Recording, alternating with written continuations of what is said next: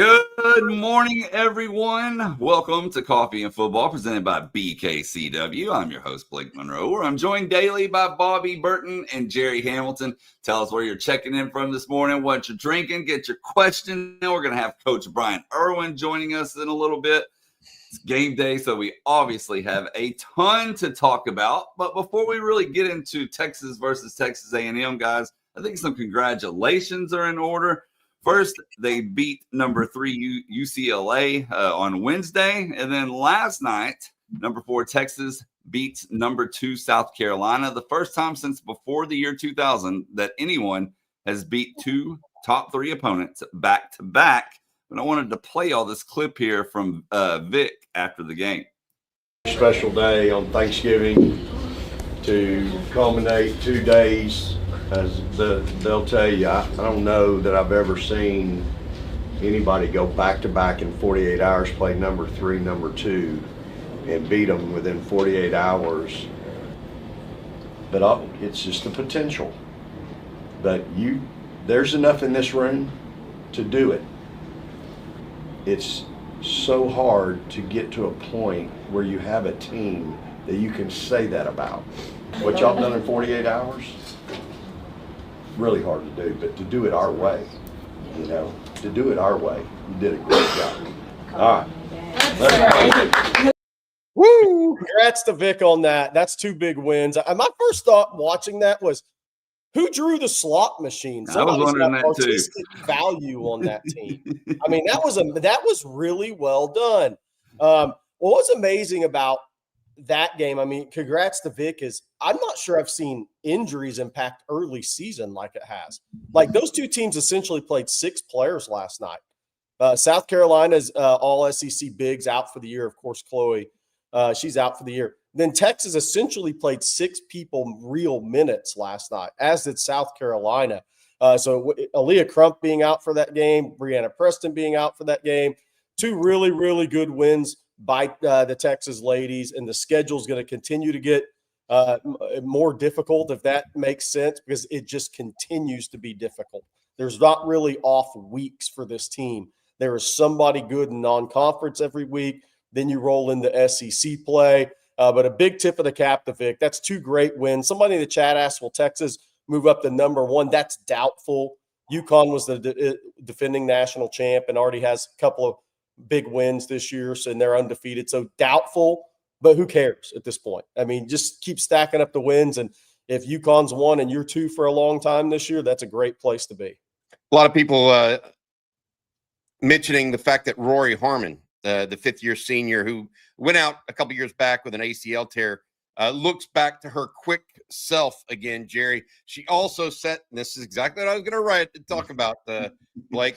Rory Harmon set the all-time Texas assist record last night with 777. Congrats to her. Top stuff for them and the ladies in Vegas. The Players Era champs coming home with clearly the preeminent preseason women's college basketball tournament. No doubt about it. By the way, Blake, send a text at some point, but I think Texas gets $1 million in NIL for winning that tournament. Yes. That is huge on the women's side. I mean, that is a huge number in women's basketball. $1 million. It's almost like they maybe should do that for football. Yeah. To keep players to play the bowl games. 100% agree. What a concept. Yes, what a concept. Hey, but while we all know we're all up and early this Friday morning, I was up at 5 a.m., so forgive me, but that's the little boy in Bobby Burton that still exists on a game like this with so much at stake and a dreaded rival in Texas A&M. I want to say thank you to our seniors. They're going off having helped lead a resurgence in Texas football that I think we can all agree upon. I'm personally wearing Cole Hudson's jersey today. He's a senior, 2-year starter. He's been a mainstay on that Texas offensive line for 4 years, whether he was a backup or a starter.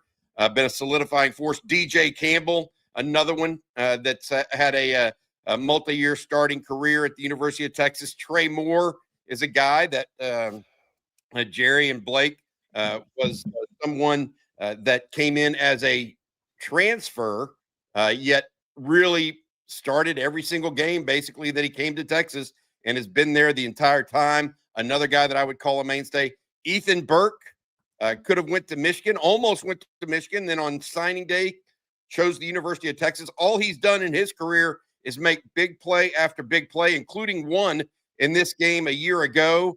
I also remember a strip sack against Kansas State when Texas was starting Malik Murphy at quarterback one year. Then you look at others as well. I mentioned a guy in my article this morning, Michael Taff, a young man whose reach far exceeds his grasp. He has been a leader in the secondary, but also a leader for this team. All of those guys going to try to go out in style tonight with a win over A&M. One thing I would ask everybody that's going to that game, make it as loud as possible, not just for those guys, but for the entire team. Try to send the Longhorns out the right way on their home field. Okay, let's see here. I know we need to first tell everyone this morning about our sponsor, and that's BKCW. I'll do it.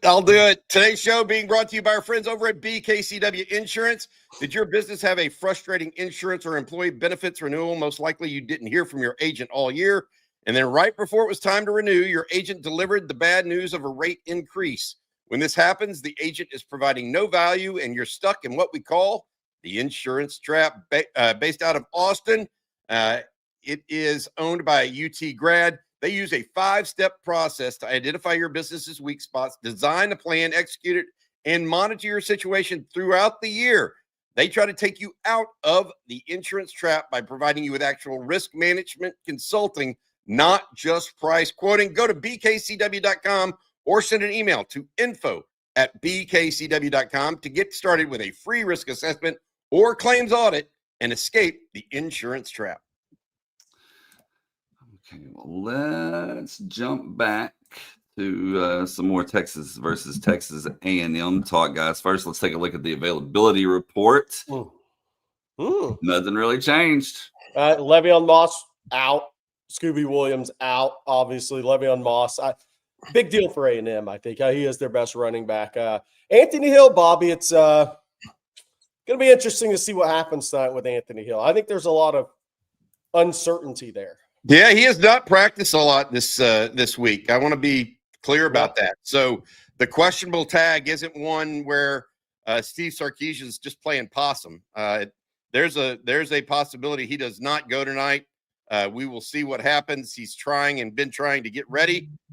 He's been at practice. He hasn't just necessarily practiced full go, is what we're being told. So we'll see what happens. But the Longhorns already without Anthony Smith for the first half of this game after that, I think, somewhat bogus targeting call last week against Arkansas. But we'll see what this means. The Aggies, we already thought they would be without Moss and Williams, Jerry. So that's not a real surprise there. They've been without those two for quite a while.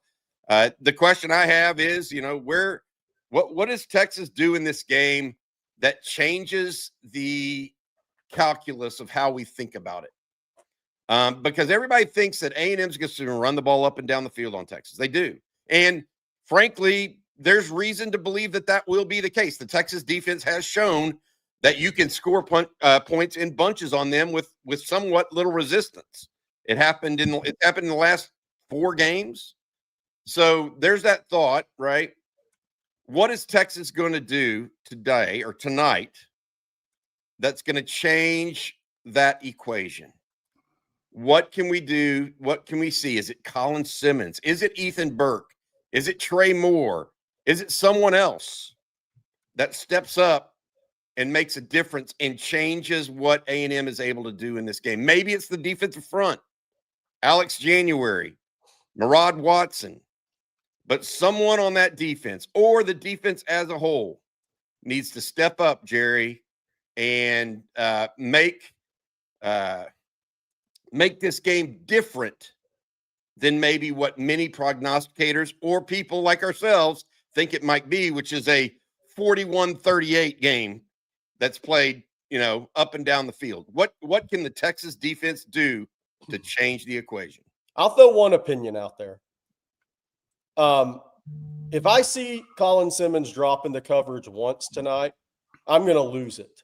And I'll be on the watch with us, so I'll lose it on there. This is not the game. It's a bad play call. It's a dumb play call. Flat out dumb play call if Colin Simmons plays in reverse in this game. Period. You've toyed with it this season. It's not been smart. Don't do it tonight. It's dumb. You have the best pass rusher in America, arguably. He does not need to drop in coverage tonight. Period. Every snap he's on the field needs to be pressure he puts on the A&M defense. And he is not putting pressure on a defense dropping into coverage. So that's one thing that'll irk me tonight, is they have to bring heat on Marcel Reed. They have to make him uncomfortable, because I don't think the secondary can make him uncomfortable. So Colin Simmons in the front has to make him uncomfortable. Colin Simmons dropping into coverage makes a quarterback comfortable. Jerry is already hot and bothered, and the game hadn't even started yet. He's ready. I've seen enough of it this year. Hands.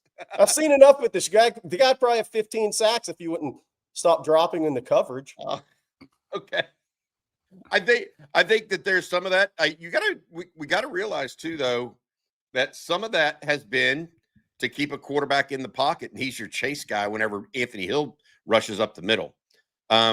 My point on this, and I agree with Jerry, is can someone else, shade or cover, shadow, I should say, instead of shade, shadow Marcel Reed, because Marcel Reed is a very capable runner, and we'll see which way that goes. But a lot of things can happen. Can Texas get a pick?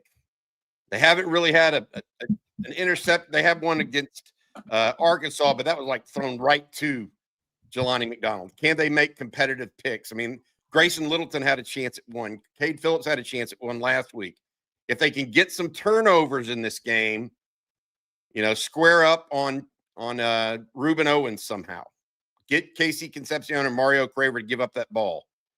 They need somebody to make some plays to change the analysis. And we'll see. That's why football is there. And I will say this, football is not round. The football does not always bounce the right direction or the direction you think it might. That might play a role as well. One thing I also was looking up, another aspect, we were talking about Aggies field goal kickers. Mm-hmm. I think Randy Bond, the field goal kicker for A&M, is something like 3 of 11 from out, or 3 of 9 outside 40 yards. Yeah, it's been a struggle. Yeah, he's been on the struggle bus. So maybe that might mean something as well. But all in all, Texas has to go after the Aggies tonight.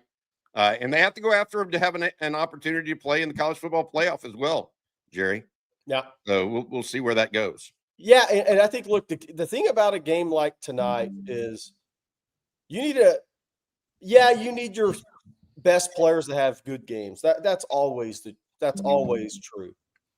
But this is a game which somebody can games like this they allow somebody to become a star of sense, even if it's within your own team, within your own program, your university. Somebody that isn't being talked about for this Texas team needs to just go out and make a couple of big plays unexpectedly. A momentum-changing play. Hey, Texas secondary hadn't made many plays on the ball lately. Somebody, maybe it's Cade Phillips' first career interception, and a return, big return. There needs to be something outside the norm happen tonight by Texas players, whether that's on defense, and these happen in the secondary probably, whether it's on the defensive side of the ball, whether that's on the offensive side of the ball. Maybe it's a block punt. Maybe it's a block kick and a return, right? But there needs to be some playmaker show up in this game that hasn't ordinarily shown up. That's the way you win big games like this a lot of times, is somebody outside your norm comes up and they become a player in your program. Heck, they become a legend in your program. Texas needs something like that tonight. I really believe that. And I'm excited to see if somebody comes through for the Horns tonight.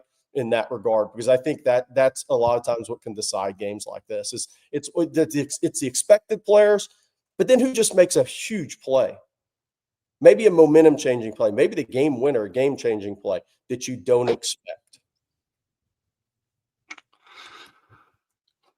Something else that we need to discuss about this game is that kickoff. Ooh, It's going to be nice. 65. It's going to be a little windy, as you see there. Wind gust 21 miles an hour. But starting at 7, 49% chance of rain, and that number continues to go up. At 8, I think it's like 58 or 60, something like right around there. Percent chance of thunderstorms. So it might get a little slippery at DKR later on today. And gusty. Yes. And wind gust 20 miles an hour out of the southeast is a big wind in the stadium out of the southeast. So if it gets rainy, windy, be interesting. You know what that means, don't you, Jerry? Run the football. Yeah. And that definitely favors the Aggies at this point. But we'll see what all happens in this game. I would go back to what Jerry said earlier, and what I believe this game typically is not decided how you think it would be. Yeah. Last year, how did we think it? Well, Texas may be able to pass on them, move the ball down the field, score. A&M may get a few points. Look, Texas ended up running the ball on A&M really well. We did not expect that last year. Yeah. Now, that was the first time this game's been played in 13 years. So we don't have a lot of recent history to go back on. But I would say that A&M and OU are the same in this regard.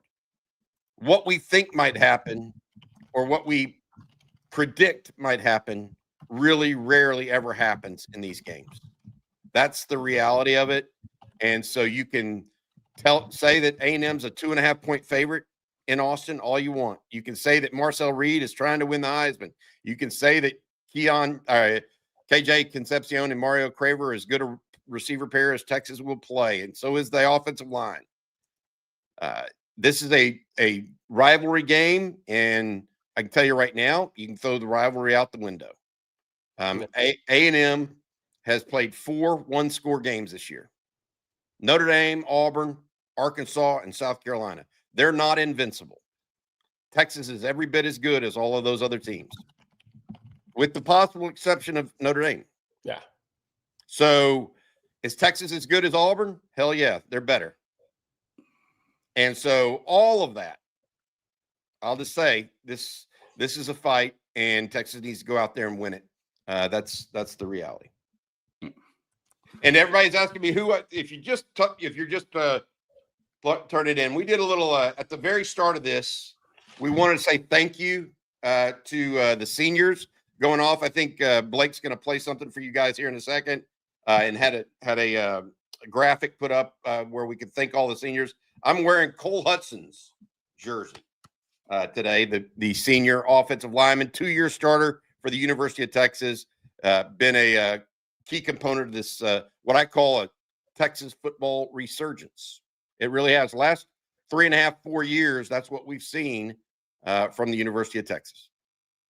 And those guys have been part of it. I'll go ahead and play that video right now for y'all.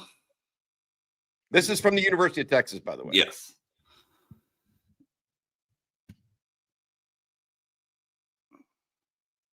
No sound there, Blake? There's music. Oh, gotcha. Look at that from Ethan. He has made big play after big play in his career. So has Trey Moore. Trey Moore had that strip sack to end the game last year against Marcel Reed, Hero Canoe, some of the walk-ons there that have been keys. Jalen Gilbo with a sack of Florida last year. Look, I mean, there's some good guys that have played for the Longhorns. Colin Page, Marshall Landwehr, Michael Taff. Just a good group of guys overall, in my opinion.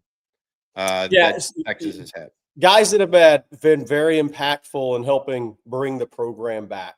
You know, like I always think about Ethan Burke. Ethan Burke was a lacrosse All-American. His dad was a pro player, runs all the lacrosse program in Austin. And he chose football late, very late in his high school career, was committed to Maryland and Michigan, I think, and lacrosse, two of the better programs in the country, and committed to Michigan in football, the Jim Harbaugh, and passed up on that when Texas offered him late. And he has turned out to, he's going to have an NFL career on some level. He'll be a drafted player, more than likely. And the fact that he came from Westlake as late comer to football that has had this type of impact, didn't even redshirt, by the way, even though he was late to football as a high school player. The impact he's had on this program. DJ Campbell at the time was a massive recruit. He was a 5-star guy coming out of Arlington, Bowie, a place that was tough for Texas to win in recruiting. A lot of people thought, he'll end up at Oklahoma. I did a little bit early on in the process for him. He visited Alabama. He visited FSU, some others. But the fact that Texas got him, and he still pulled off one of the funniest signing days ever. He signed in December and had people faked out, some people even in our business till February, which was pretty funny. Cole Hudson, he's been a Swiss Army knife, a guy that plays anywhere you need him to and doesn't complain about it. I like that Bobby's wearing his jersey today. Those guys are huge in programs, man. I mean, those guys, Michael Taff is a walk-on. Obviously, that story's been told repeatedly, right? But I look at Ethan Burke. I look at DJ Campbell. And I look at Cole Hudson and say, how different are they? How they got to Texas, why they got to Texas. But the impacts those guys have had for 4 years, helping bring Texas back. So Jalen Gilbo was committed to TCU, right? Flipped back to Texas. He's played nickel. He's played corner for Texas. He's been there, watched the growth of the team and the program. And I'll always tip my cap to those guys, man, no matter what people think of senior years for some of them, right? They've helped Texas win a lot of football games. Ethan Burke's brought a athletic passion as he's gotten older and grown in the game of football and made huge plays. Like Bobby said, a huge one against A&M last year. Huge play in that game, massive play in that game. Who will that guy be today? Who's going to be the Ethan Burke today for Texas? Let's see. Oh, good stuff there. Hey, we got a super chat that we need to get to real quick from Tubin, Texas. Thank you, Tubin. Will Terry or Simon make an appearance at running back tonight? Unlikely. I mean, they didn't make one against Arkansas. Yeah. So, I mean, what would that mean? All right. I think this will preserve James Simon's red shirt, by the way, if he does not play. Same with Michael Terry. So we'll see what all that means. But that's my opinion. I remember people saying, Michael Terry's been moved to running back. How many carries is he going to get all of a sudden? And people were saying 5. And my over-under on that day was 0.5. Yeah. And I think I was right about that. And that's what people just don't understand. It's just not, they're great. They're great athletes. So all of a sudden they're going to play. Like Jonah Williams is a great athlete. He's gotten he get 20 snaps last week against Arkansas. So you gotta, a lot of people overrate incoming recruits at times. That's just the way it is. But I think that we'll see what those guys can do at the right time. We talk about this stuff and what we're going to see from Texas offensively, because that's really where the question was going. I think you'll see Trey Wisner and Ced Baxter like we have all year, Jerry. Maybe James Simon. I doubt it, but maybe. The real run game has been manufactured from the quick screen game to Ryan Wingo or other wide receivers like DeAndre Moore and Emmett Mosley. I think we'll see more of that tonight as well. I do think that's going to be a big piece. So we'll see what happens. But Texas has to have a manufactured run game of some sort, because A&M is one of the best third down defenses in the country. We've talked about that repeatedly this week. And so being in 3rd and 10 is not where you want. A&M has a defensive end named Cassius Howell, who has 11.5 sacks on the season. So they will get after the quarterback if you let them pin their ears back. The key will be getting out into 2nd and 5, 3rd and 4, that sort of scenario that allows you to at least keep them in their run lanes at some level. We'll see what happens, though. Yeah, I mean, look, A&M, that's one of my big things I'm looking at with Sark tonight in this game is how many 5-man protections does he present to the A&M defense tonight? That is what a big question for me because A&M has 39 sacks. I believe they're set, or are they second in the SEC to Oklahoma? Maybe I think Texas is third, has 37. I might be off on that by sack here or there, right? A&M has 39, Texas has 37. I don't know what Oklahoma's exact number is after last week, but how many 5-man protections, Bobby, will Sark offer to the A&M defense tonight? I think it's a big, big key in this game. And that's where you talk about A&M, if they can get you to 3rd and long, they're forcing your 5-man protections a lot of times and maybe a back help chip for 6. But that is where they – obviously that's where any pass rushing defense wants to live. Don't get me wrong. But how many of those is Sark going to present to A&M tonight? I think it's going to be very interesting to see because they can really rush the passer this year. They're much better pass rushing team this year than last year. All right, let's do a couple of ad reads, and then we're going to talk about how big this game is for recruiting. We need to do that. Blake, take it away, my man. That's right. Let me tell everyone this morning about our friends at Prize Picks because we make decisions daily. But on Prize Picks, being right can get you paid, and it's simple to play. You're just going to pick more or less on 2 to 6 player stat projections. If you get those right, you can cash in, win up to 2,000 times your money. It's the best way to get in on the sports action in more than 40 states, including California, Florida, Georgia, and right here in the great state of Texas. And Texas fans, Prize Picks has some specials for the Lone Star Showdown tonight.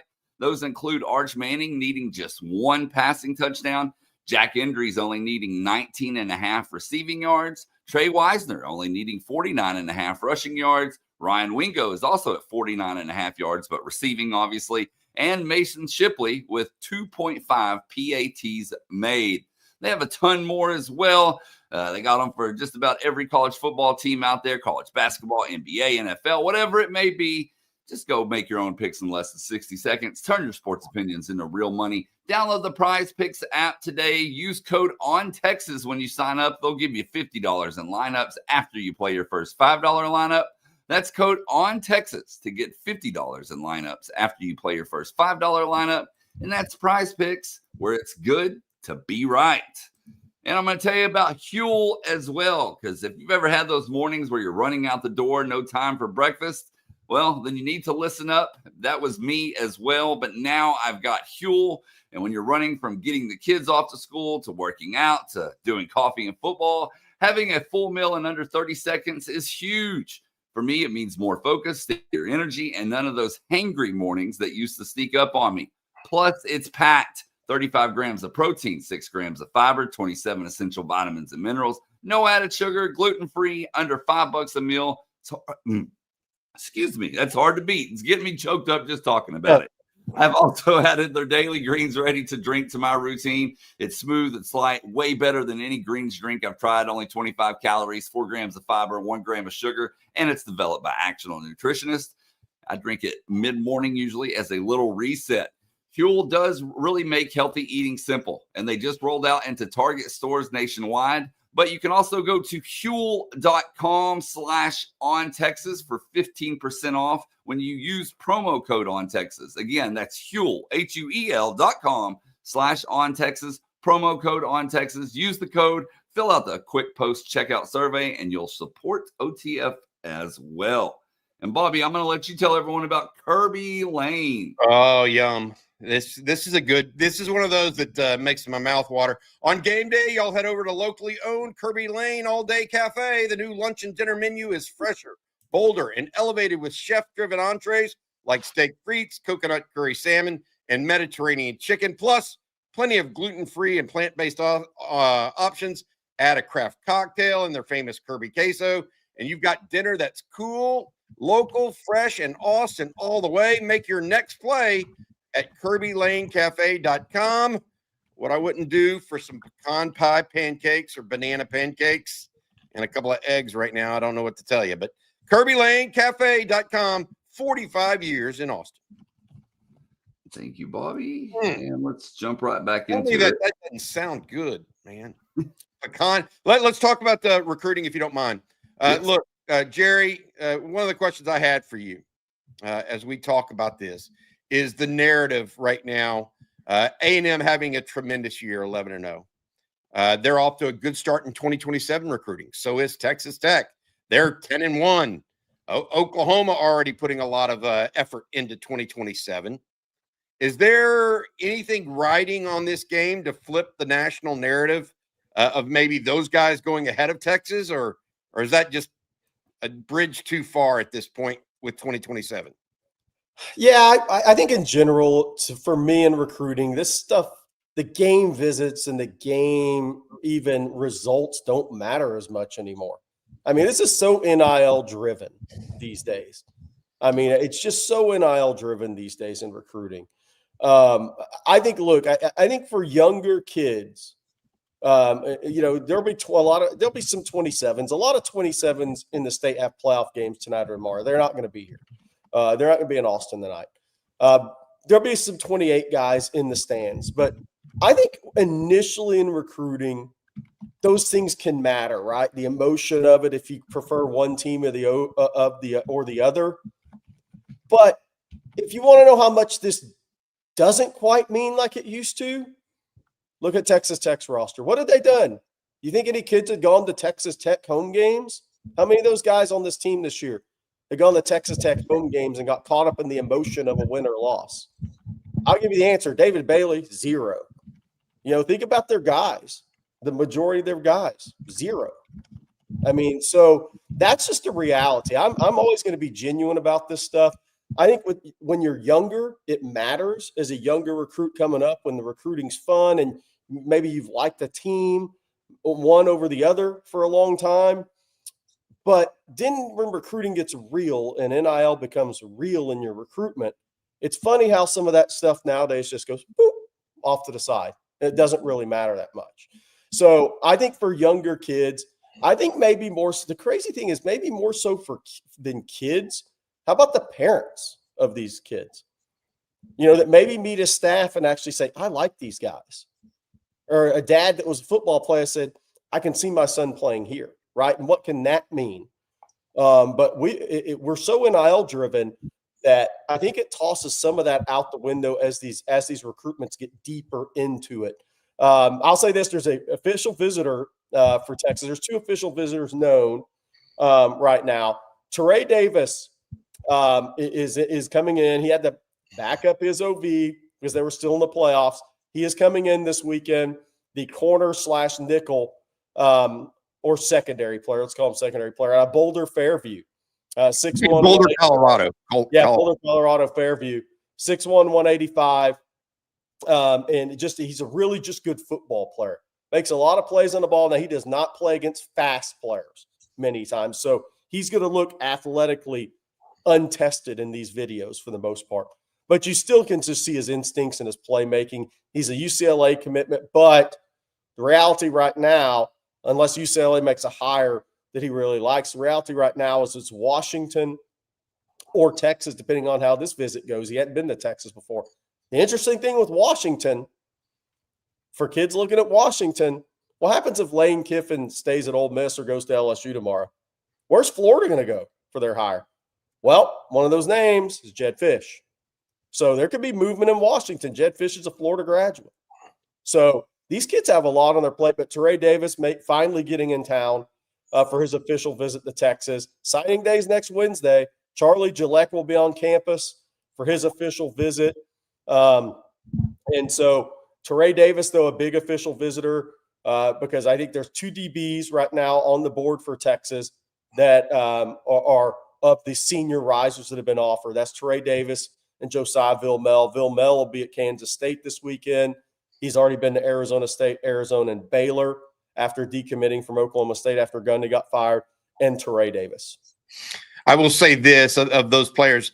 I'm not feeling good about the recruitment of Vilmel right now. Yeah. Here behind the scenes, it looks like he's trying to play the game a little bit, and I don't know that Texas is going to be there to be in that that deal. Teray Davis is interesting because, again, highly ranked player, committed to UCLA. It's Texas taking advantage of another situation where there's been a lack of consistency at the head coach position, Jerry.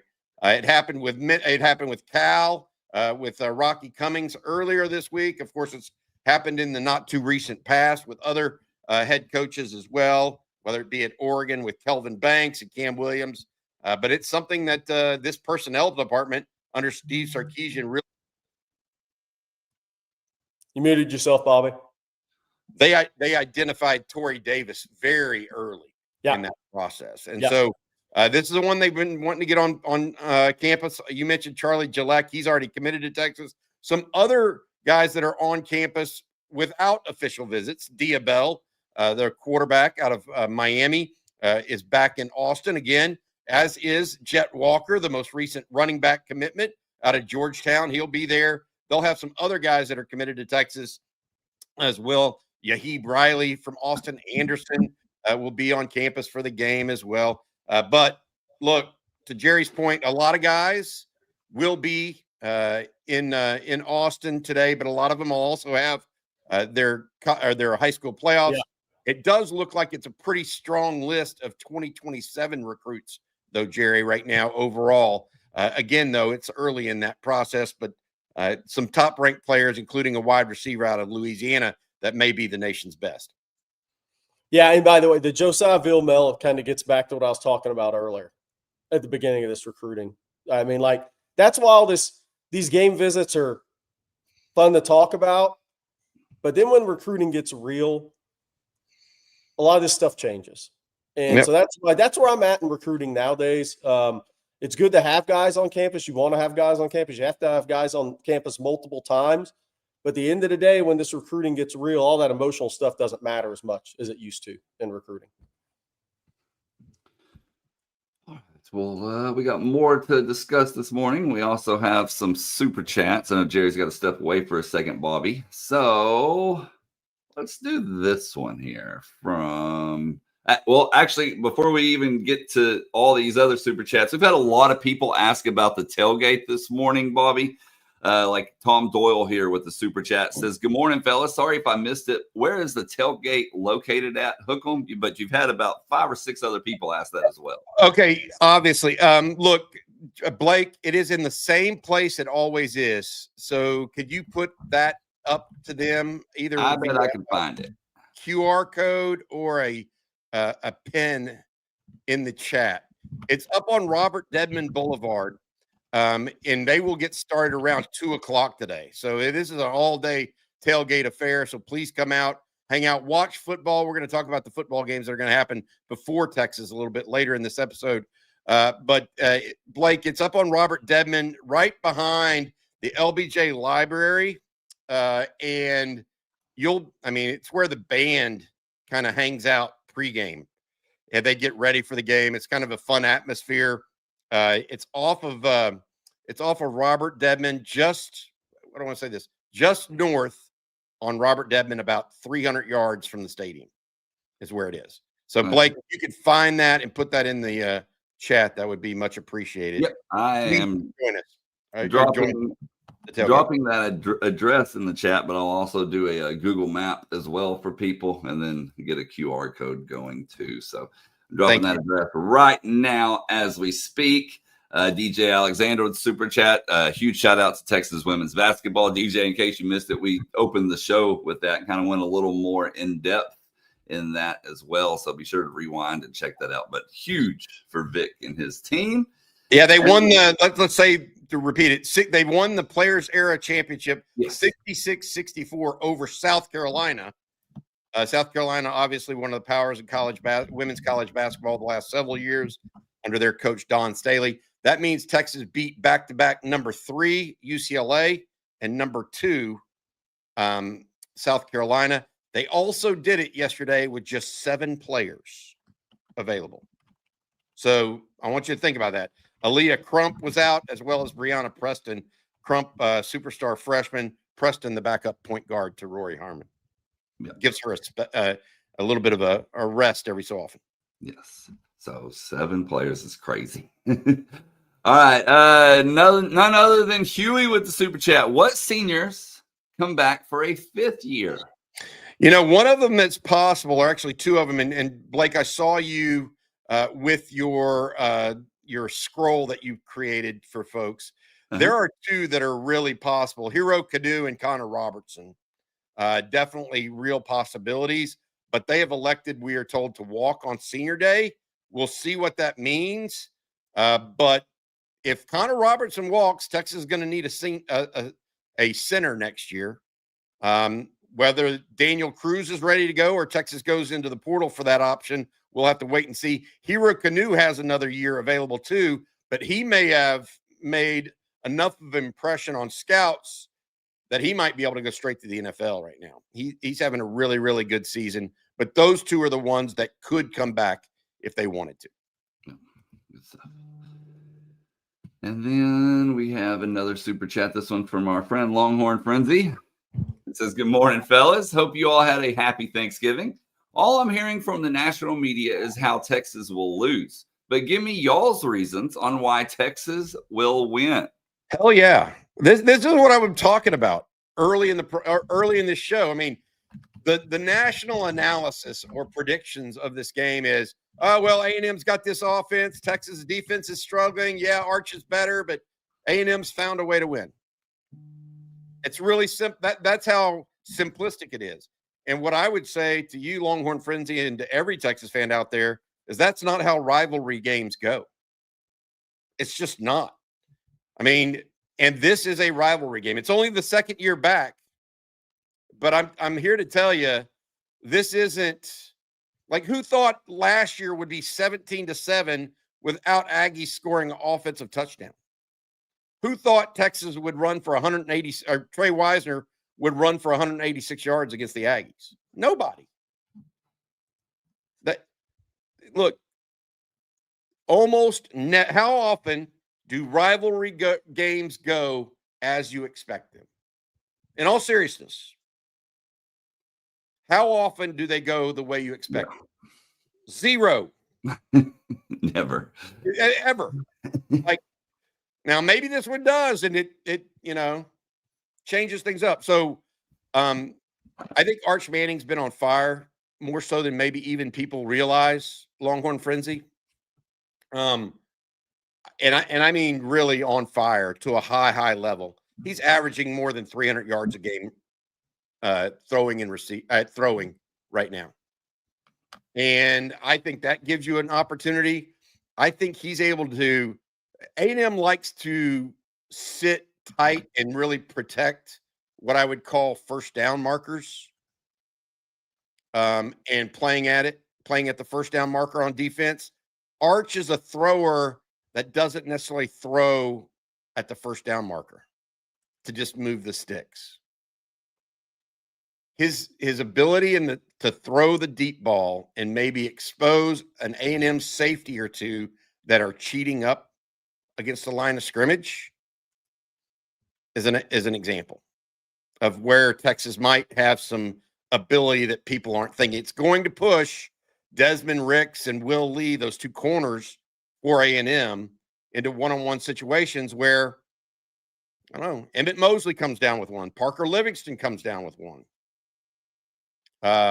We'll see what happens. I think they're missing that. I think they're also missing. Look, A&M has worn people down with the run with this good offensive line. They have a really, really good offensive line. That's a possibility that Texas's defensive line is up to the challenge there. They were for a long period against Georgia, and then they weren't, right? So that worries me a little bit. The A&M tight ends worry me a little bit. Concepcion and Craver worry me a little bit. But how does Texas win this game? They go out there and they outplay the Aggies. That's how it happens. A&M thinks they're going to win. Texas needs to go to prove them wrong. There's not that many differences between this Texas team from last year than this year. There's not that many differences between the Aggie team this year and last year. They're just not, other than the receivers and a better signal caller right now, or better quarterback. There's still some meat left on the bone there for Texas, I think. I really believe that. A lot of people mentioning Trey Wisner and how he has the tendency to really show up in rivalry games. So I was just looking at that, Bobby, versus 2 games in OU, and then last year's game against A&M. That's 68 carries for 398 rushing yards, which is 5.85 yards per carry, plus a touchdown, and then 11 receptions with 68 receiving yards. So they do have a point. He does do well in bigger rivalry games. Absolutely does. And I look, one of the key points against A&M or against OU in this past game, or in this game this year, it was his ability out of the backfield as a receiver. I thought that was very good. And it's interesting too, I want to say this, that Wisner has good games against what I would call defensive head coaches, Elko and Venables. You know why? It's because their linebackers flow so naturally, and Trey Wisner's a cutback runner. So those linebackers like Torian York and those guys, they get caught up in the trash a little bit on cutback runners. Just my opinion. And if they don't go down the line quick enough, he'll press that hole on the outside. So if they can't stop the outside zone today, that would be another thing Longhorn frenzy about Texas having an advantage. You got to think A&M is going to stop the outside zone this year, though. Welcome back, Jerry. Yes. We got more super chats to get to. We got a lot more to talk about. But first, Jerry, I'm going to let you tell everyone this morning about one of our sponsors, and that's Ridge Wallets. Absolutely can do that. What an unbelievable product this is. Look, I mean, did your lower back ever hurt from sitting on a giant brick all day? And I'm not talking about Blake Monroe's jumper. Were you sitting unevenly? You probably know Ridge for their unique, slim, modern wallets. Well, Ridge just took their game-changing wallet and made it even better. Now say hello to the Ridge 2.0, the most refined version of the Ridge wallet. Ridge has been perfecting the wallet for 12 years. Everything is better on the Ridge 2.0. It's 10% lighter. Every gram matters in the Ridge Wallet 2.0. They found the perfect balance. They made it more modular with improved cash straps, money clips, and AirTag attachments made with premium materials like aluminum, titanium, and carbon fiber. It holds up to 12 cards plus cash. There's over 50 colors and styles to choose from. You can even get a wallet that features every NFL, MLB, or college team. Perfect for holiday gifting, especially since Ridge is having their biggest sale of the year right now. Plus, all Ridge wallets have new industry-leading built-for-life warranty. So even if your wallet is lost or stolen, they've got you covered. There's over 100,000 five-star reviews at ridge.com. For a limited time, Ridge is having their huge Black Friday sale. Head to ridge.com to get up to 47% off your order. This is by far the biggest discount they've given all year. That's ridge.com for up to 40% off your order during their biggest sale of the year. After you purchase, they'll ask where you heard about them. Say OTF. Pretty simple. And by the way, I took a shot at Blake's jumper because his kid's got a good jumper. Little guy can shoot the basketball, so I had to take a shot at Blake's jumper. He definitely didn't get those skills from me, that's for sure. All right, Bobby, tell us about Cash App this morning. I can do it, Blake. I tell you what, it's that time of year where you get all kinds of scams coming to your phone, and you may or may not know whether they're legit. Cash App is one of those apps that helps you weed through the process there. They have advanced built-in security that keeps your money safe from fraud, and your personal info stays personal. Scammers know the holidays are busy for everyone, which can make us all targets for scams. That's why Cash App builds in protection to help keep your money safe while checking off your shopping list. If you're about to send money to someone for a deal that's too good to be true and Cash App flags it as a potential scam, they'll warn you before you send the money. Cash App also gives you an extra layer of protection with features like security lock. You can require a PIN, Face ID, or fingerprint to unlock your account and move money. So even if someone gets a hold of your unlocked phone at a holiday party, Your money is right where you left it. Give yourself the gift of peace of mind this holiday season and download Cash App. For a limited time only, new Cash App customers can use our exclusive code to earn some additional cash for real. Just download Cash App, use our exclusive referral code SECURE10 in your profile, send $5 to a friend within 14 days, and you'll get $10 dropped right into your account. Terms apply. That's money. That's Cash App. Cash App is a financial services platform, not a bank. Banking services provided by Cash App's bank partner. Prepaid debit cards issued by Sutton Bank, member FDIC. Promotions provided by Cash App, a Block Inc. brand. Visit cash.app/legal/podcast for full disclosures. And now I almost, it's hard to read this spot today in some ways because I'm so full of turkey from yesterday. But I know coming up in the next couple of weeks, we're going to have some parties. Why not have them with Omaha Steaks? Omaha Steaks offers unrivaled quality and variety, and every bite is backed by their 100% guarantee. They have a cyber sale going on right now. It's the perfect time to shop for unforgettable gifts, exclusive limited time deals, and more. Plus, all orders placed by 6 p.m. Eastern ship the very same day. When you give Omaha Steaks, you're sending more than a gift. You're sending an experience from the moment it arrives to the moment they enjoy it. They'll be thinking of you. My mom and dad get it every single year for me.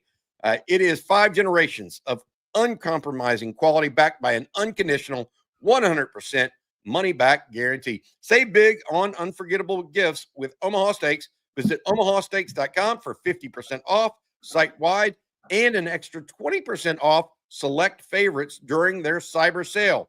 And for an extra $35 off, that's right, $35 off, use promo code ONTEXAS at checkout. That's omahasteaks.com, promo code ONTEXAS at checkout. Terms apply. See site for details.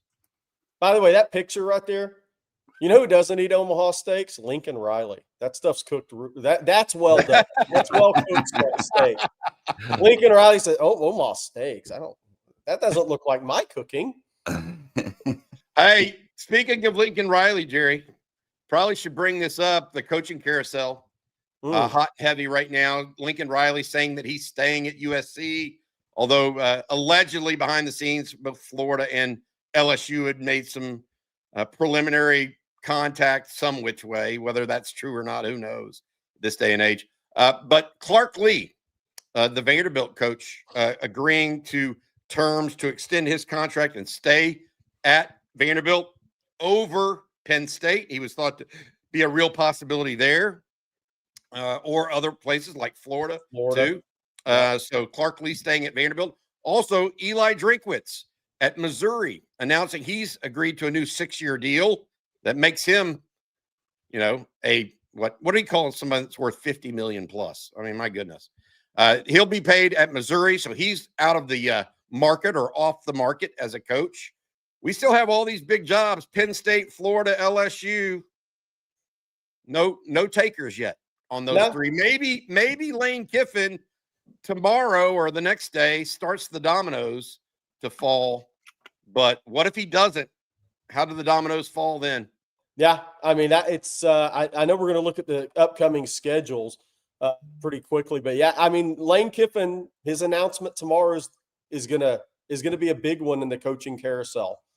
I mean, look, I think if he announces tomorrow, and I don't know what he's going to do. If he announces tomorrow he's staying at Ole Miss, I don't think he's staying for good. I think there's something else out there he's waiting on.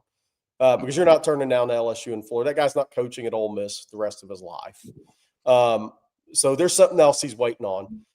Is there anybody big behind the scenes that's about to make a play or a move that's going to hit in the next 2 or 3 days is the question. I think that's going to be very interesting to see. And we'll see if, look, Ole Miss has a big game. Mississippi State coming up in an hour and 45 minutes. Yep. Will Lane leave with egg bowl on his face? Ha ha, good joke. But that's actually a big game in the whole playoff pictures and everything. Because while Ole Miss is ranked 7 right now, what would a loss to Mississippi State do to them? They'd be 10-2, but what would that actually do to them? Blake, I Well, know you're getting ready to One more. Well, I've got something else I need to say Oh, go on ahead, the Bobby. news perspective. Jamarcus Shepard, the co-offensive coordinator at Alabama, has accepted the Oregon State job. Yeah. So that one is a very small, or a smaller gig these days. Although it's the new Pac-10, where Jim Mora is going to Colorado State as well. That's an interesting hire and development. The other thing I wanted to mention as it relates to all these coaching moves, Jerry, and I don't know if you saw this, but it pertains to Jeff Traylor at UTSA in some regards. Conference USA saying that their teams have to put at least $8.25 million into NIL going forward. So in the NCAA level can go up to 22.5, I believe, or 20.5. Conference USA saying their teams have to do at least 8.25. Yeah. All right. Sorry. Now you No. can talk about the other stuff. Blake had a couple news notes there. I want No. That all leads into my next super chat and our next segment here. Jeff Carey says, "What? Not a Texas upset are you predicting?" But I wanted to use that to actually look at the games today, fellas. Yeah. We have multiple ones, including 3 or 4 top 25 matchups today alone. As Jerry said, Ole Miss and Mississippi State get started here. But then you have Utah and Kansas, Georgia and Georgia Tech, which is one of those top 25, Indiana and Purdue, Texas A&M and Texas, and then Arizona and Arizona State. Obviously, more games going on today. We're just looking at top 25-ish teams right now. Yeah, look, I'm not sure there's going to be an upset today. I know Mississippi State, that game's at Mississippi State, and I expect a spirited fight. But the only way, Bobby, I think Ole Miss loses that game if the players have just gotten upset with Lane and all this stuff. I think Ole Miss is a better football team. I think Lane Kiffin scores points on the road, and they'll score enough points to win the football game. It's interesting. Once Arizona's quietly 8-3. I don't think they've even been brought up on this show this year. I mentioned them yesterday. Yeah. I mean, quietly 8-3 against Arizona State, 8-3. Obviously, Sam Levitt either headed to the NFL or the portal. He's got some massive NIL offers, from what I've been told, if he jumps in the portal, massive, which he should. But my upsets are all Saturday, as far as the games being talked about. Now, we're going to talk about A&M Texas later this afternoon. Yeah, look. If you want a upset special, how about Kansas? How about Kansas? And it's very unlikely because Utah can be one of those teams that just pours it on. But the reason I say Kansas, Jerry, is they're fighting to be bowl eligible. And they're at home. Yeah. End of the year, things like that. I don't think it's going to be Purdue. No. Unless there's a snowstorm blizzard that you can't see the goal line and that sort of game. Arizona over Arizona State for me. I'll take that one. I think Georgia's going to handle Georgia Tech. They've had a year to prepare for Haynes King style of offense, and the Georgia Tech defense is a shadow of what it was last year. Unfortunately for them, Blake Gideon, the new defensive coordinator, just didn't have as much talent on that roster on defense this year. I don't see Mississippi State giving Ole Miss problems. But look, as I said about Texas A&M, rivalry games rarely go the way they're supposed to. Rarely. And so these predictions, take them for what they're worth, which ain't much sometimes. Now let's get to Saturday, because this is where it gets interesting for me. Yeah. Let's scroll down a little bit. This is Ohio State at Michigan. Going to be a little snowy up there. I mean, Ryan Day's due to beat Michigan, right? I hope they beat Michigan by 3 scores. And what they're happens 9.5 point favorite. What happens if they do? I mean, does Michigan? Do they want Sharon Moore as their coach if they lose? It'd be interesting. The game I'm circling is Miami Pitt. Miami's not good on the road. Carson Beck's out of excuses, so that's probably why he'll win, because he's got to start blaming himself at some point for another loss. He's blamed the coaches and his own players, so all that's left is him. It's almost like coaching after you fire your own staff, then the only guy left is you. Pitt coming off a big win at Georgia Tech. I could see that one happening. Oregon at Washington. Interesting interesting game because, Jed Fish is a solid football coach. And Washington's 8-3. Do they have enough to contain Oregon? I mean, look, Oregon's down from what people thought the Oregon team was going to be preseason. They've lost 2 Texans who are really good wide receivers. The Corey Moore is a stud, absolute super freak, just like he was out of high school. So Oregon team doesn't look like it did on paper, last spring and once they'd put this team together through the portal. So are they a little bit more vulnerable now? LSU at Oklahoma, I mean, I think that's more hope than reality. What's the line on that? 11.5. Yeah, OU's currently an 11.5 point favorite. I think it opened at 9.5. Can Vanderbilt slow down the Tennessee offense enough? Or is Diego going to have to score? I mean, Georgia had to score 44. Tennessee scored the ball, and people have to score a lot of points to beat Tennessee. And this is a home game. Tennessee will be up for this one. They've played all season without both their starting corners. So it's kind of – and those guys are like pros, a first-rounder and a third-rounder. So kudos to them for being 8-3 in reality and what they went through in the spring with all the BS with Nico. But I like Tennessee to beat Vanderbilt in that game. I really do. I think Alabama at Auburn's interesting, Bobby. Auburn is not – they're a very good defensive football team, really good defensive front. They're not a necessarily good team, but that game's at Auburn, and that rivalry is weird now. And there's been better Alabama teams that have lost at Auburn, but Auburn was also better at the same time. I think Alabama's favored by 5.5. I actually think that's an interesting game. Would that shock anybody if Auburn rose up and beat Alabama this year? I don't think it would shock me. So I'm really looking at Miami, Pitt, Vanderbilt, Tennessee, and Alabama, Auburn as the 3 games I'm really watching closely this weekend. You're muted, Bobby. So I've got comments on all of those. Miami Pitt for me, guys, as it relates to that one. The thing that strikes me is why is Pat Narduzzi not a possibility at a place like Florida or LSU or even Penn State? I mean, a good ball coach has proven he can win at a place that hadn't won much before he got there. Now, back in the 70s and 80s, they were winning. And Bobby, he loses his best players in the portal every year because the NIL, they haven't been able to compete, and he still wins. That's a good football coach. Yeah. Tennessee, Vanderbilt. The thing I'm going to go with Tennessee in this game, and the reason why is because of Diego Pavia's big mouth in the offseason, and they've played it on repeat in Knoxville, by the way. Vanderbilt's going to run the state of Tennessee. That's Diego Pavia in one of those, podcasts that are hosted by whoever's these days. He's going to get that.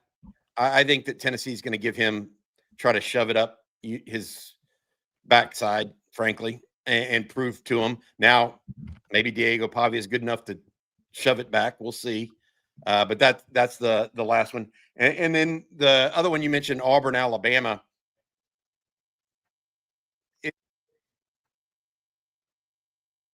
Your mic's going in and out, Bobby. How about now? Better. That game is nuts. Auburn, Alabama is no different than Texas A&M, no different than Michigan, Ohio State. The games can be nuts and illogical, frankly. The ones that I want to see, though, Jerry, are like LSU, Oklahoma. We need to talk about the ones we want to see lose. We want LSU to beat Oklahoma. Yep. Period. We want Auburn to beat Alabama. Yep. Right? We want some of these things. Do we want Mississippi State to beat Ole Miss or not? No, that won't matter. We want Kansas to beat Utah. That's unlikely to happen. Right. Georgia Tech, Georgia won't matter. No. Texas obviously has to beat A&M. Yeah. We want Ohio State to beat Michigan. Yeah. Any others? UCF, we want them to beat BYU. That's unlikely, as you know what. Yeah. In Provo. Yeah. Oregon doesn't matter if they lose because they're not. They won't take another one. I mean, look, there's 4 games, there's 4 teams that if first you have to handle your business, and that's the scenario, right? Is Miami loses at Pitt, Alabama loses at Auburn, and either Vanderbilt or Oklahoma lose. One of those two. But if you get all 4, I mean, then it's mass chaos. I don't know if we're going to get the mass chaos, but you need 3 of the 4, either Vanderbilt or Oklahoma to lose. Vanderbilt has a better chance to lose, I would say, than Oklahoma at home against an LSU team that, I mean, where are they really at? They got a ton of guys that aren't even playing this week. They got that 2 of their top 3 wides aren't playing. I think one starting offensive lineman and another one is doubtful. I don't think LSU's offensive line can hold up against Oklahoma in this game. I think Oklahoma's going to have a field day with that offensive line, in my opinion. So you need Vanderbilt to lose at Tennessee. Kansas and the Fighting Finkley, just a nod to Justice Finkley. Really like that guy, former Longhorn. Wish him the best today. Hey, by the way, what do you think about chat? This is for y'all. This isn't just all of us talking here. What do y'all think about Clark Lee he's staying at Vanderbilt? I know he's a Vanderbilt guy, and I know a couple of guys really close to him on that staff are Vanderbilt guys, and they all want to continue to live in Nashville with their families. That seems like a dangerous game to me. Diego Pavia is an all-time player at Vanderbilt. And I don't know. They think they're going to flip the quarterback that's committed to Georgia. That's a Nashville native. Yeah, but he's still a freshman. I agree. Look, I agree. At the same time, the grass isn't always greener. They're going to pay you $10 million a year. Does it really matter whether they pay you in State College or in Nashville? Yeah. You want to win big, but I think that's it. Hey, Jerry, subtext of this game. We've talked in and around this topic almost all week, but the Texas defense against the Aggie offense, if you don't mind, I had this to offer you. Let's think about those A&M receivers against the Texas cornerbacks. Well, one of them is Manny Muhammad, who, while he may get beat from time to time, has been fairly solid. Most teams haven't even tried very much against Manny Muhammad because, frankly, the other cornerback spot has been so weak at times with Jalen Gilbo or whoever they put out, Warren Roberson, etc. But Texas inserted a true freshman last week, Cade Phillips. Going to be a pretty tall order for a true freshman receiver or cornerback to go up either against KC Concepcion or Mario Craver. Yeah. Too tall of an order to ask for Cade Phillips, in your opinion, or do you think Cade Phillips has something that might be problematic for those two?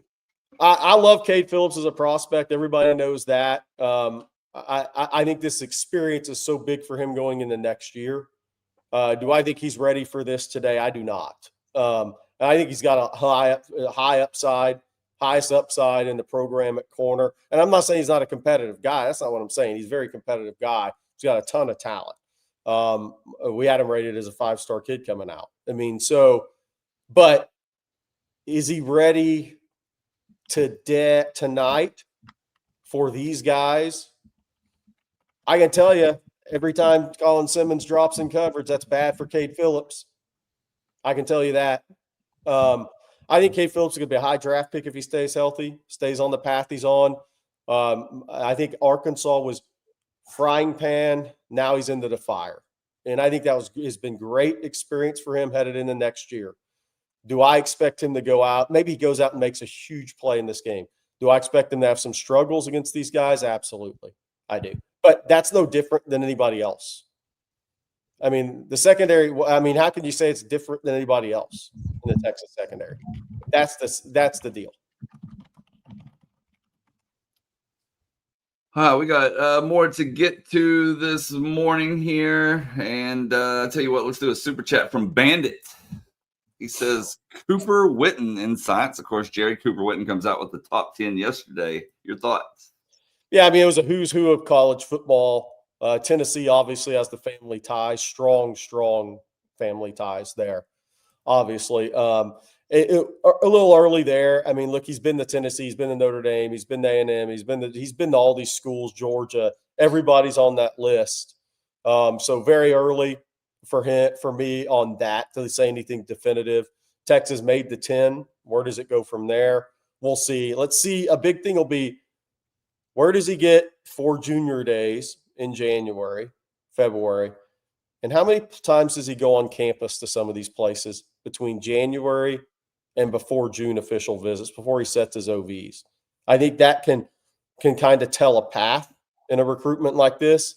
How many times has he gone on campus in on some of these 10 schools, more so than others, headed into official visits? We'll see.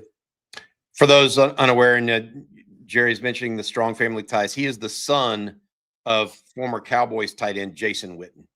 I know a lot of people already knew that, but I want to clarify that for those unaware. He's a 2027 linebacker prospect out of the DFW area. Hey, okay. Blake, do you have that? Did you drop the link into the chat? I did. You want me to drop it again? Yeah, if you don't mind, do that real quick because I want to tell folks where the tailgate is. And I actually just had a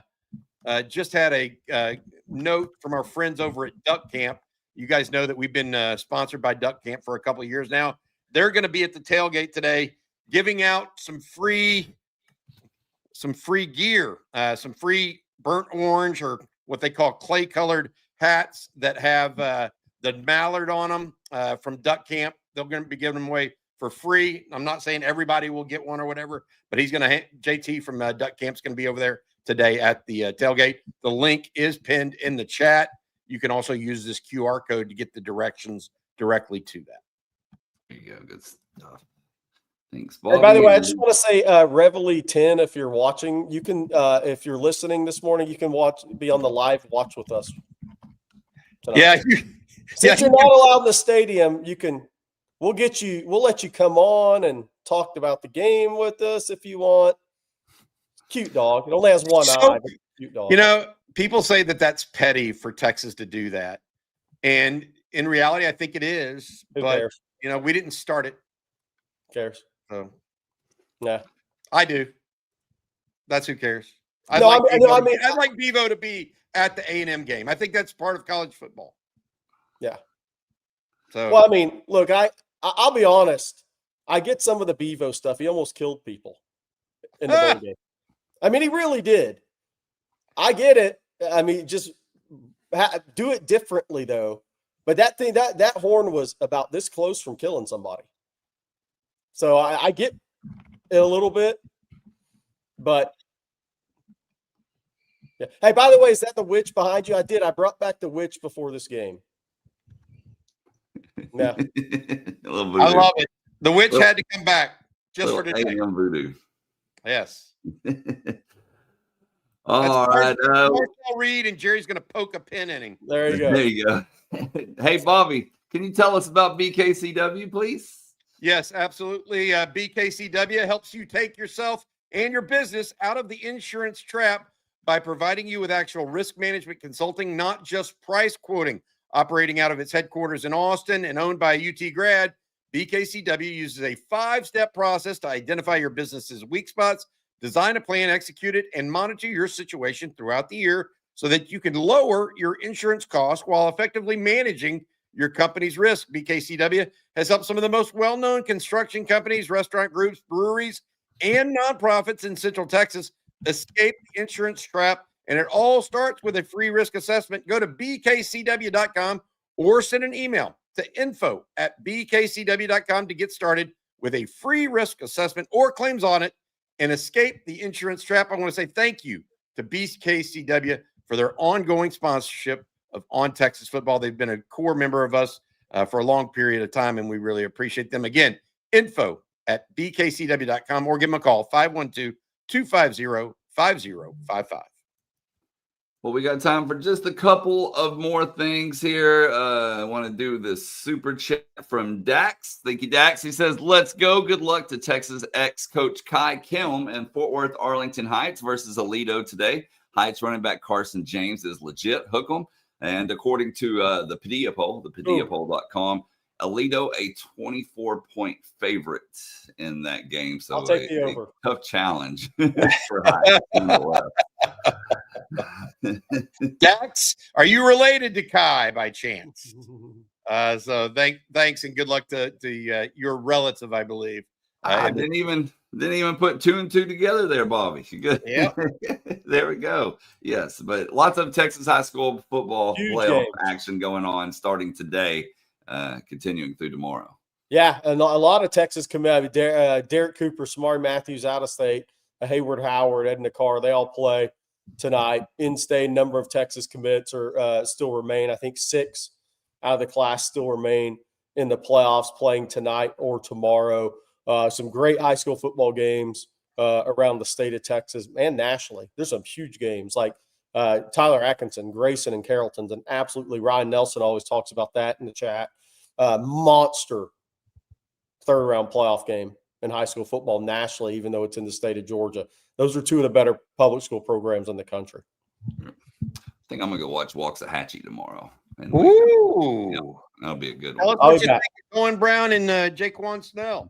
That's right. I'm trying to buy some time here for Jerry because I see something coming down the pipe and he has to get something ready. But, yeah, that should be a good game to 2 o'clock tomorrow. I haven't decided between that one, Bobby, or North Crowley. They play at 1 o'clock tomorrow, so I'm trying to figure out which one I want to go to. But either way, going to see some future Longhorns, that's for sure. Come on, Jerry Hamilton. We need you to hurry here because we have a huge super chat. Oh, you're back. All right. Yeah, from OU Sniffswear.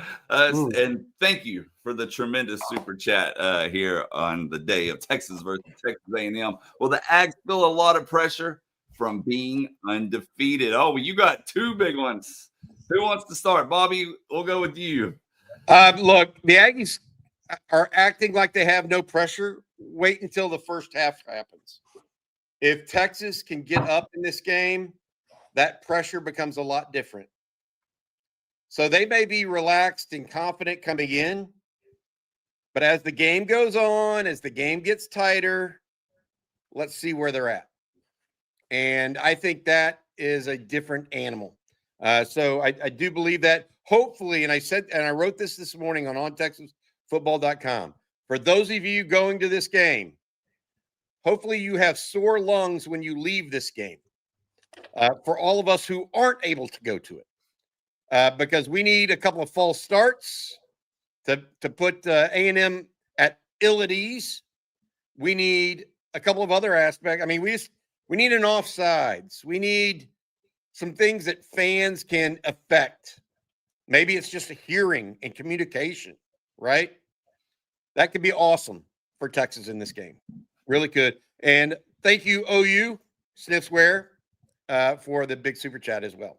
But we need a major fan turnout tonight. Major fan. And the game's obviously sold out, 100,000 plus. But it also needs to be a rocking atmosphere as well. If it ends up being windy and rainy in the second half, that throws in an element of this game that I don't think either team's faced this year. So who knows what happens in a game if the wind's gusting 20 miles an hour and it starts raining, which means it's raining sideways at that point. That throws a total different element at this football game. So a fumble, a strip, ball slip, a drop pass on a 3rd and 3. Some weird things start happening in games like that. Kicking becomes a chore if the weather actually gets what they're saying it is. I'm not acting serious it's going to be horrible, but if it's 20-mile-an-hour gust and it's raining, that brings a different element to a football game. And again, thank you tremendously for the Thank you very much. I really do appreciate it. That's awesome. All right, guys. Well, one thing I thought we could close with, and Bobby, your wife, actually gave me this idea. She asked, what's the joke of the day today? So I asked the chat to give me some, and I thought we could close with reading some of them. All right. That's good. Yeah. So Bevo11 says, did you hear the one about the Aggie that broke his leg? He fell out of a tree raking leaves. True. Buck Travis, how do you make an Aggie laugh on Monday? Tell them the joke on Friday. Good. B2 and ATX. This one from yesterday was a hoot. He says, did you hear about the Aggies riding in the back of a pickup? They drove into a pond and drowned. The tailgate was stuck. We got 2 more here. Tedapare says, how do you keep an Aggie busy for days? Give him a 2-sided coin and tell him to call you when it comes up tails. Nice. And we will close with Buck Travis. Why did the Aggie stare at the orange juice container?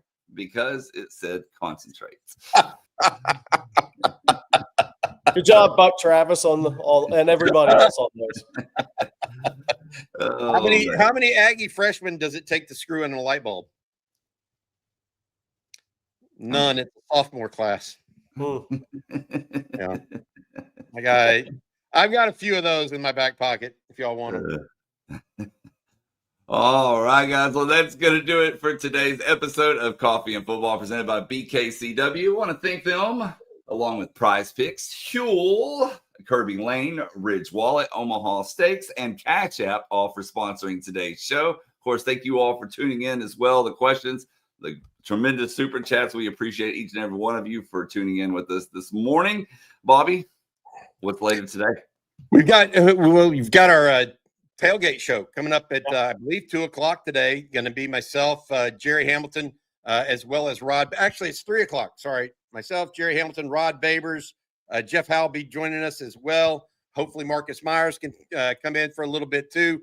We'll have that. Then we'll have the watch with us tonight, starting at 6:15, 6:30.